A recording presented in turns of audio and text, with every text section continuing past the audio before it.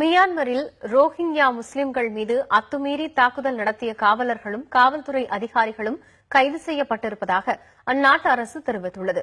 இதன் மூலம் ரோஹிங்யா இஸ்லாமியர்கள் மீது நீண்டகாலமாக தாக்குதல் நடத்தப்பட்டு வருவதை முதன்முறையாக அரசு ஒப்புக் கொண்டிருக்கிறது. ரோஹிங்யா இனத்தைச் சேர்ந்த இஸ்லாமியர்கள் மீது காவல்துறையினர் தாக்குதல் நடத்தும் வீடியோ சமூக வலைதளங்களில் அண்மையில் வெளியானது. இதற்கு உலகமெங்கிலும் இருந்து கண்டனங்கள் எழுந்தன. இதைத் தொடர்ந்து காவல்துறையினர் மீது அரசு நடவடிக்கை எடுத்திருக்கிறது.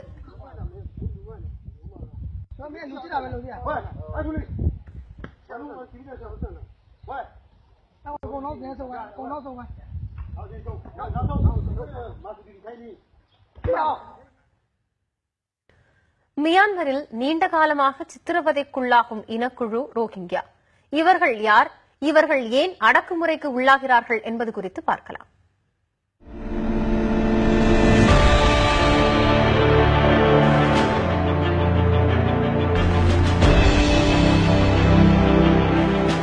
ராணுவ ஆட்சியிலிருந்து படிப்படியாக மீண்டு ஜனநாயக ஆட்சிக்கு திரும்பியிருக்கும் மியான்மரின் மேற்கு எல்லையோரத்தில் அமைந்திருக்கும் மாநிலம் ராகினே எனப்படும் அராக்கன்.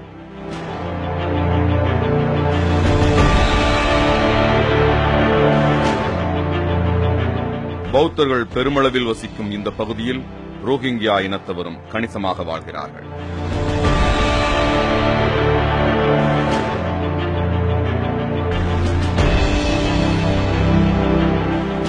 ஆயிரத்து 1948 ஆண்டு பர்மா விடுதலை பெற்ற பிறகும் 1971 வங்கதேச விடுதலை போர் நடந்தபோதும் ராகினே பிராந்தியத்தில் குடியேறியவர்கள் இவர்கள்.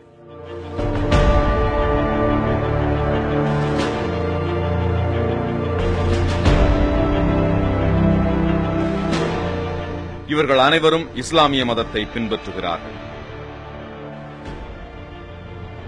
2013 ஆண்டு கணக்குப்படி மியான்மரில் வசிக்கும் ரோஹிங்யா மக்களின் ஒட்டுமொத்த எண்ணிக்கை சுமார் 12 லட்சம்.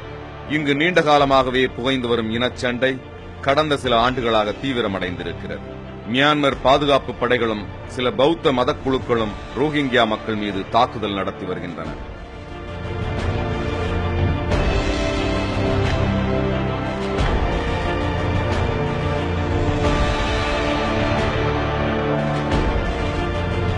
சட்டவிரோதமாக அடைத்து வைத்தல், சித்திரவதை, கொத்தடிமை முறை என பல வழிகளிலும் ரோஹிங்யா மக்களுக்கு எதிராக அடக்குமுறை கட்டவிழ்த்து விடப்படுகிறது. கொடுமைகள் அதிகரித்ததால் ரோஹிங்யா இனத்தைச் சேர்ந்த மக்கள் வங்கதேசம் உள்ளிட்ட அண்டை நாடுகளுக்கு அகதிகளாக தஞ்சம் புகுந்துள்ளனர். வங்கதேசத்தில் மட்டும் சுமார் 1 லட்சம் மியான்மர் அகதிகள் இருக்கிறார்கள். இதுவரை சுமார் 3 லட்சம் பேர் மியான்மரிலிருந்து வெளியேறிவிட்டதாக மனித உரிமை அமைப்புகள் கூறுகின்றன.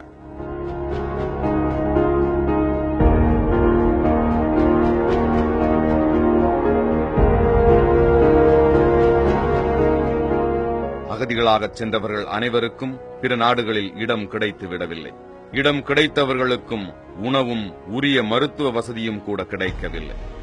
பெண்கள், குழந்தைகள் உள்பட படகில் தப்பிச் சென்ற பலர் நடுக்கடலில் மூழ்கி இறந்து போனதாகவும் கூறப்படுகிறது.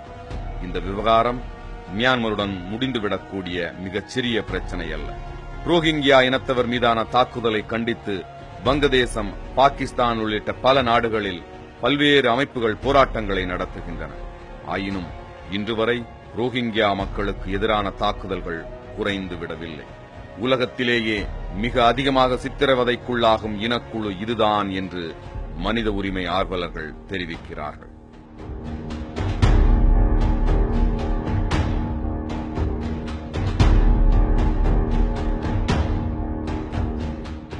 புதிய தலைமுறைக்காக எம். மணிகண்டன்.